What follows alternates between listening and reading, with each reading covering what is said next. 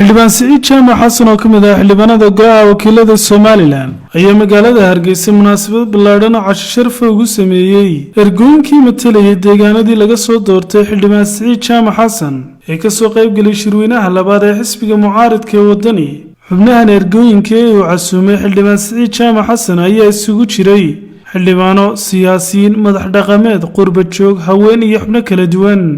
waxaana ugu horeyntii halkaasi hadallo kala duwan ka jeediyay xubnihii kala duwan ayaa ka soo qayb galay munaasabadani. waa mahadnaqoon halka waxaynu uga mahadnaqaynaa xildhibaanka Siciid Jaamac Xasan. runtii waxaan leeyahay annagu xildhibaanka walaalaanu nahay, anagu ergooyinkana ka mid baan ahay, waxaan ahayd ka mid ahay dadkii soo doortay. runtii xildhibaano badan oo gobolkan iyo gobollada kaleba ka yimaada waxaan xusuusnahay waqtigaa unbaa inoogu dambaysaa.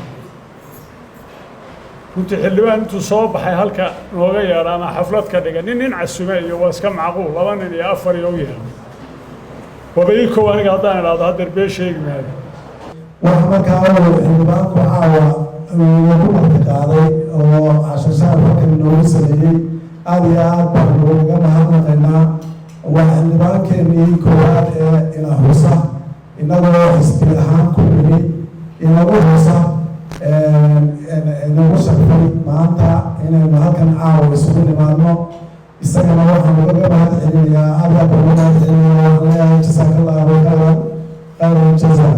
bacdi dee waa mahadnaquna halkan arrinkeenu isugu nimi ergooyinka ka yimi degmooyinka kala duwan ee doorashadii xisbiga wadani ka soo qayb galay halka fadhiya aad baan ugu mahadnaqaya.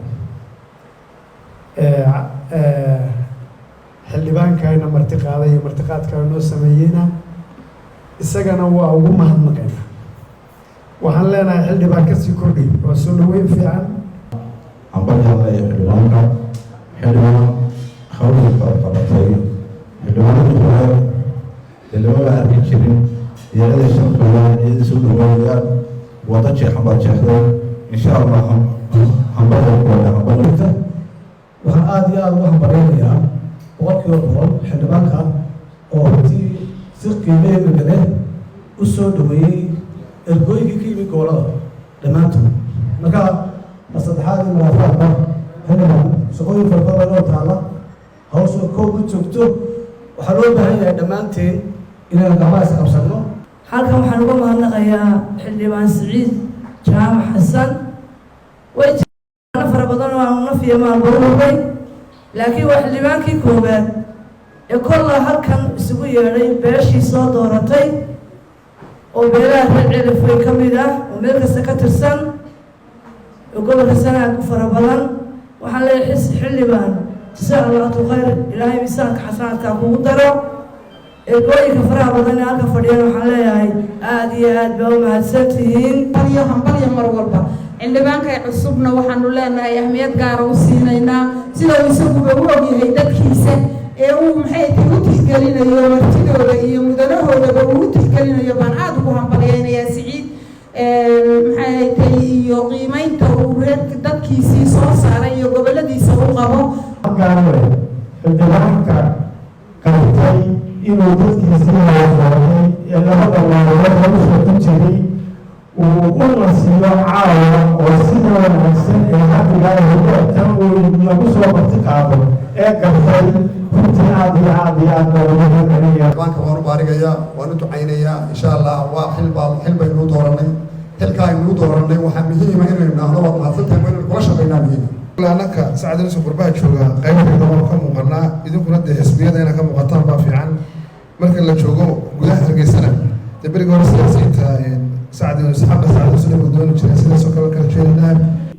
ugu dambeyn halkaasi waxaa ka hadlay xildhibaan Siciid Jaamac Xasan. waxaa weeye inaan idin mahadnaqo sidii aad uga soo qayb gasheen una soo jiibteen shirweynihii labaad ee xisbiga ee maanta aynu sida wanaagsan inoogu soo gabagaboobay ee aynu ugu dooranay hoggaankii iyo madaxdii xisbiga ahayd maalin weyn sidii wanaagsaneedaynu halkaa hawlaha maanta usoo dhammaadeen ayaa waxaa dabcay in ergooyinka ay ku nastaan oo ay caawa aynu halkan isugu nimaadno casho wax weyn maaha laakiin inaynu isa sii aragno inaynu sii dardaaranno iyo inaynu hawlaheena kasii tashanno ayay hawlaheenu ahaayeen markaan halkaa intaa u dhaafo waxaan ku darayaa dee waxaan isiri haddii aad intaa ka gabato waxaa la odhan doonaa war awrkii intay tiim akhirka kugula hadlaan reer cergaabo iyo reer sow ayaa odhan doonaa war awrkii aynu isdoornay miyaanu soo bixin mise lax buu noqday marka